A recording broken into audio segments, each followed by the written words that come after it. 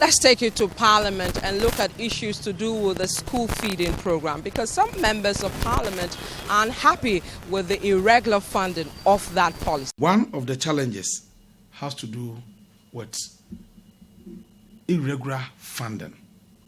Funds for the program has been irregular.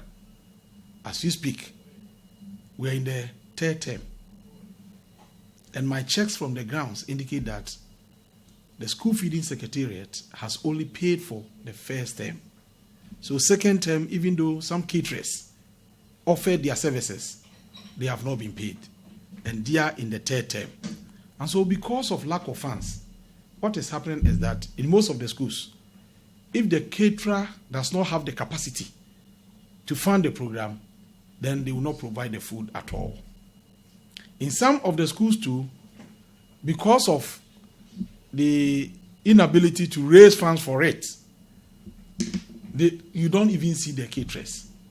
We are even receiving reports that in many of the schools, they don't have the school feeding program, but some people are paid as caterers in respect of schools that are not enrolled on the program.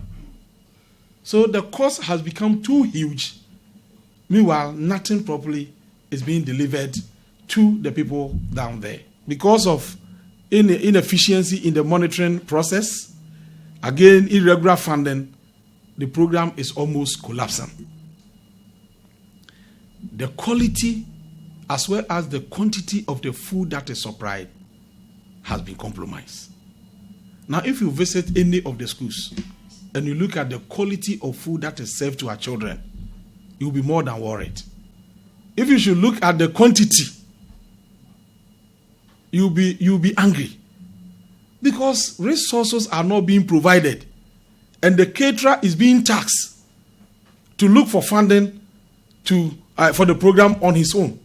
So if the caterer is unable to do that, what do you expect to happen in our schools? So some of us were expecting that we're going to witness some kind of a relationship between the program and agriculture, even at the rural communities. They could have organized some farmers to produce the food that the people will consume locally, so that it will have a relationship and a bearing on the farmers. They produce and there's a ready market for it. If that's happened, then you can have a smooth running of the program at a lowest cost.